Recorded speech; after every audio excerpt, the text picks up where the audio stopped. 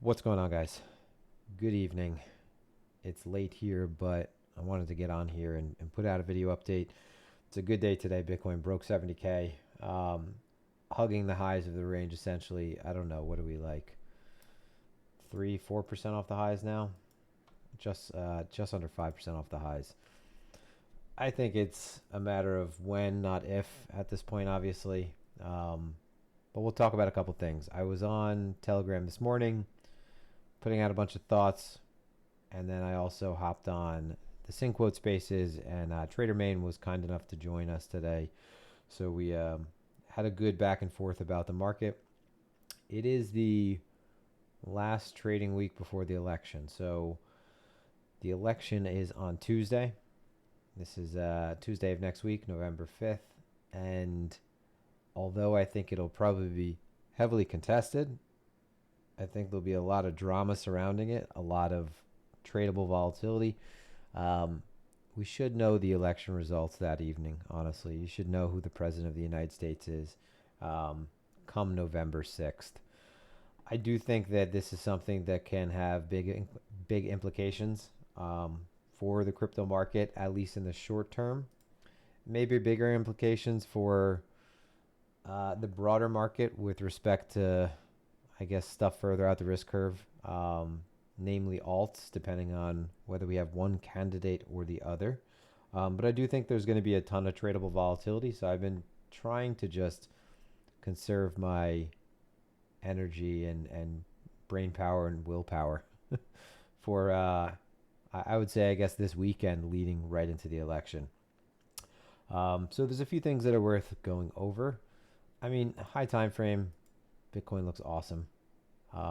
We're 3 days away from the monthly close, and we're a hair off of the monthly highest close. You can see there has been a noticeable shift in this trend on the monthly chart, though. We have two back-to-back green monthlies. Been a really strong open to that comeback after Labor Day idea that I had going back to March and April. So yeah, a few things that are worth touching on, though. The sellers above 70K, they seem pretty sticky. So I'm not sure if this is someone defending a position. I'm not sure if this is just, exchanges trying to keep a lid on this thing as long as possible. I don't know. I mean, it's a bunch of different conclusions that you could come to. But needless to say, there's just a good amount of stickiness above. Book depth has remained pretty skewed to the offer side of things. And this has been something that has marked highs over the course of this structure. I do think this time is probably going to be different. What I will say is that there is never really a case where we are beginning to trend again and break out of a large structure like this, or any kind of structure where we've been ranging for a prolonged period of time, where it's actually not skewed. So it's very rare that we have a situation where the market is about to break out, possibly start to trend, and we're not seeing that it's very heavy in the offer. It's often the case that the beginning of trends are marked with a large amount of positioning getting put off sides. So if you looked up to, or I posted earlier in the Telegram today, I forgot where we were trading, 69 something or 68 something. And I shared the depth up to 70K across just the most popular venues. And it was like $500 million worth of depth. So, keep in mind it's dynamic. So that's going to change constantly. That might change when the first, 50, 100 million hits the tape. That can always be removed. But just from like a static snapshot, there's a decent amount of stickiness, right?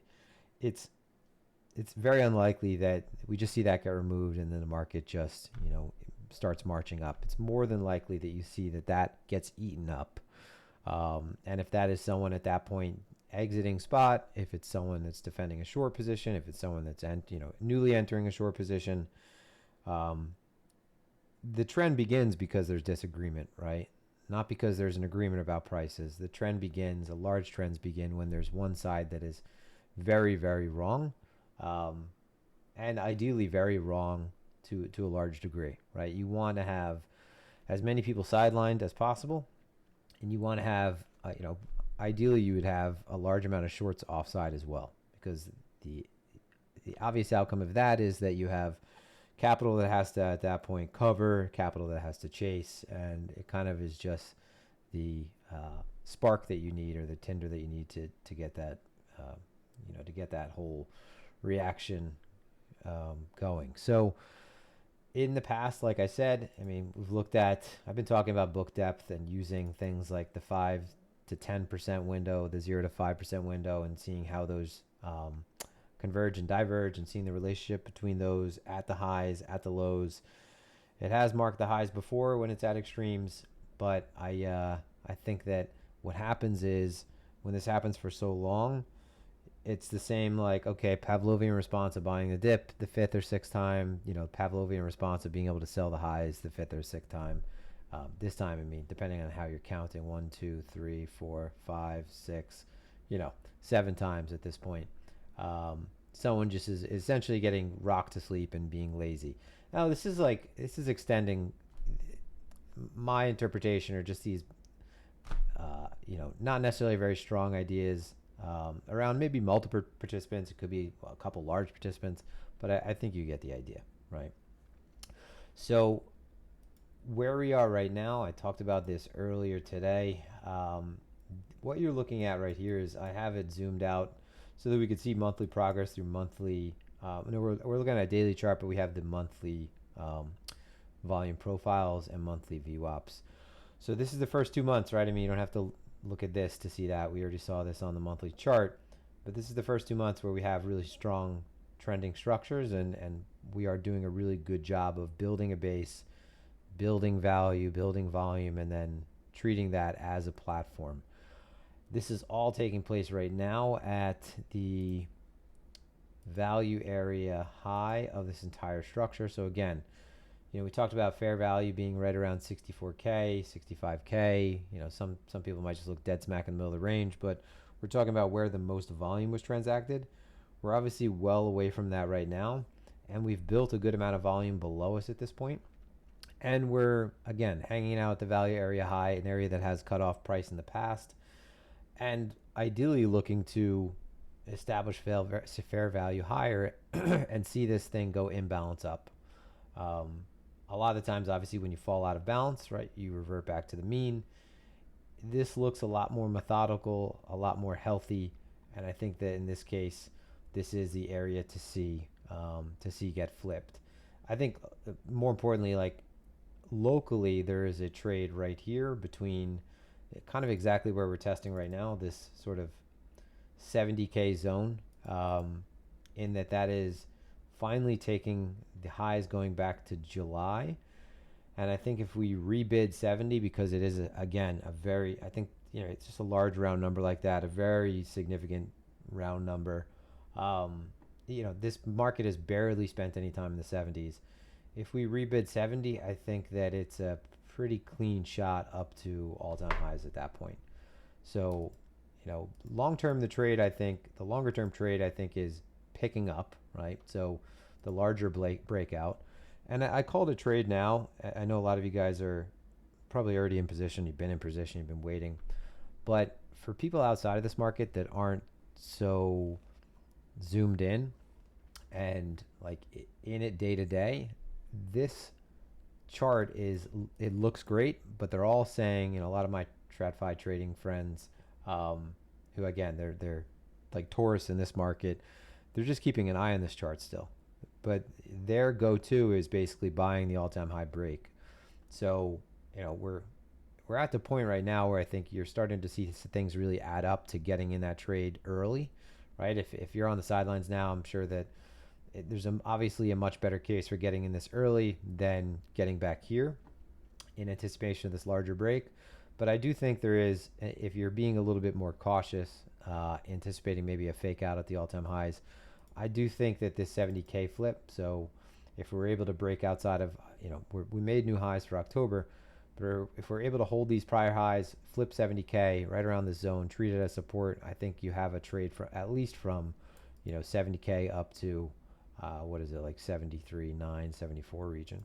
So you have kind of a 5% window ahead, I think, setting up. One thing that I would keep in mind is, again, so far the pattern has been that we've been sort of grinding up and building a base higher.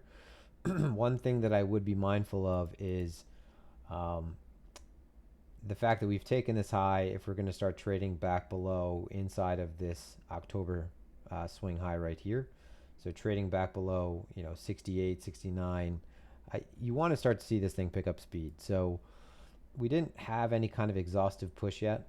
So for example, I mean, if we look at the footprint, we had one little blowout here, but so far the amount of selling that has come in, it's remained kind of orderly. And I say one little blowout because you do have this period right here with a bunch of zeros up to the high. So that's an indication that the bid did not necessarily follow up. There wasn't much volume transacted up there though. Very low volume. It's not like there was a good amount of stops ran, but it's not like there's a ton of capital that's caught off sides. And it wasn't like, a ton of that was transacted towards the high and this thing was, again, not bid up there, but a bunch of capital was caught up there. It really just, it looks like this move up was pretty tempered. Not like capturing the market's attention as maybe we would anticipate if the market was more excited about BTC. But again, I think that's one of the things that makes Bitcoin stronger right now is that there's not a whole lot of attention on it. Like a break of a high like that and each successive break up towards the highs, you would think that you'd start to see this thing get a little bit more wild. Meaning like, you get a bunch of capital jammed in a bunch 70, everyone gets really excited, 70 breaks, and then you get a move to 71 and then it wicks out and, we're doing this thing over and over again. But it's actually the case that it seems like this is just really underappreciated. So that is good, right? I think as long as we just continue to build a base up and you have this structure intact, I don't think there's really any reason to get bearish at this point. You'd have to have an effort through the highs. Excuse me. You'd have to have. Let's see if I can get this there. Like an effort much higher that was immediately shot down and trading back within the range. But again, this whole region right here, the 70K region, that's the value area high. If we just start floating up through that, I mean, this is how a lot of trends have taken off. They've kind of been under the radar, grinding up, having that, as I've said numerous times, the idea of just this positive drift over time. And then suddenly everyone notices at the same time this thing is, moving up a couple thousand points, every hour. So, one can wish, right? So Bitcoin looks great, right? I don't think that there's, as long as we're building volume and creating these type platform structures, I don't really think there's any reason to be concerned. The one thing again is this is why I've said, like, I'm not holding any strong opinions, is just to be mindful that the election is right here, right? So there's a lot that can happen then. There's a lot that can happen before then. Come election time, let's say past November 5th, we've had some kind of shakeout. We've had anything, right? Trump elected, Kamala elected. We've seen some profit taking maybe on that trade around Trump being elected, whatever it is.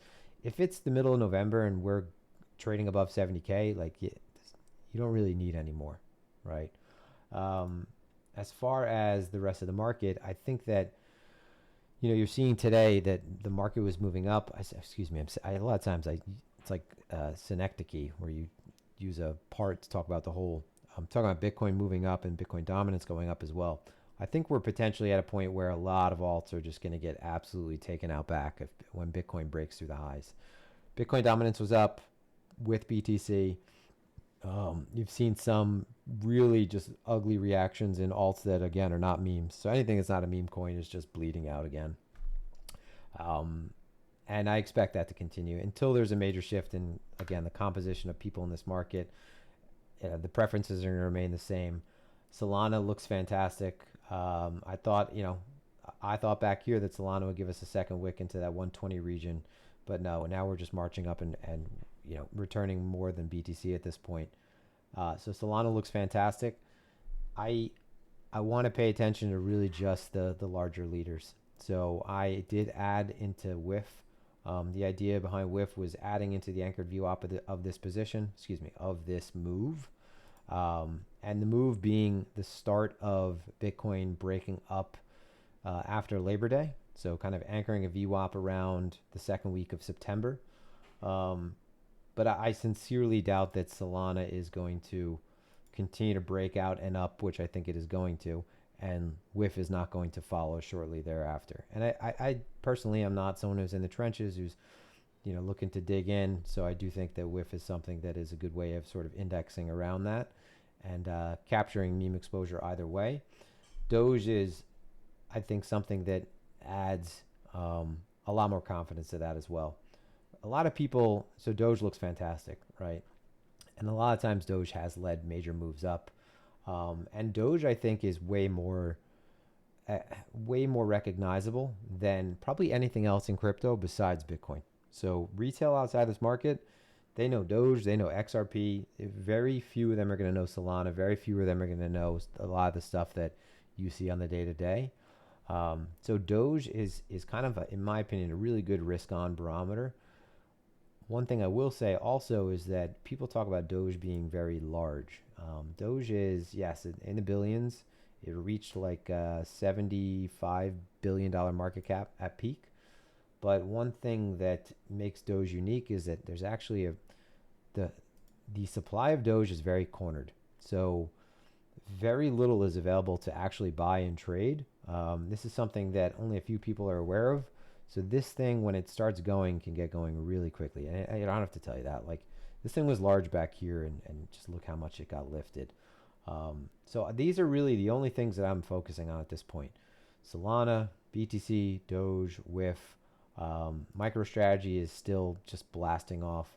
I talked about one of the reasons why this might be the case, and that being that there's some funds that just they can't buy the ETFs, so they can buy single name stocks according to their mandate. So again, MicroStrategy is a great exposure to BTC. It's like levered exposure to BTC, and also there's probably a good amount of people that are placing the short MicroStrategy long BTC trade that are getting blown out.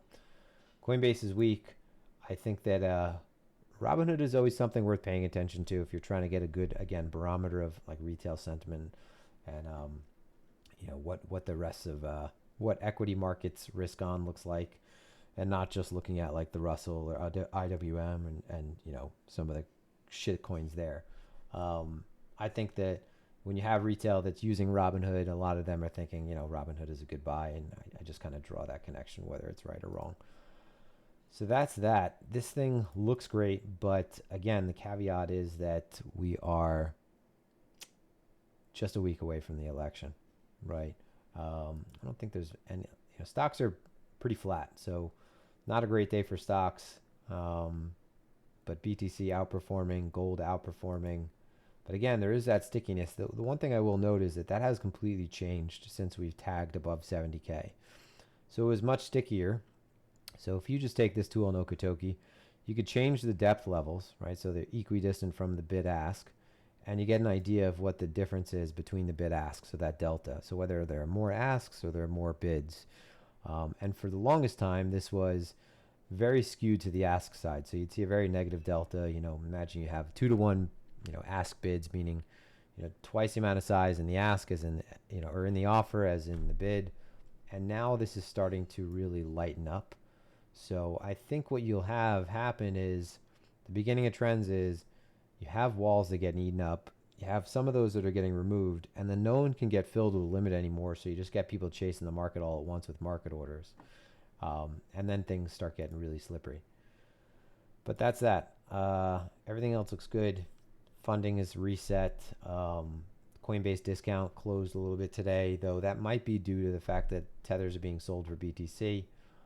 There is always that difference because of the peg. Again, numerator denominator relationship making BTC go higher when tether is lower. And hope you guys have a fantastic evening. Just wanted to get this update out there.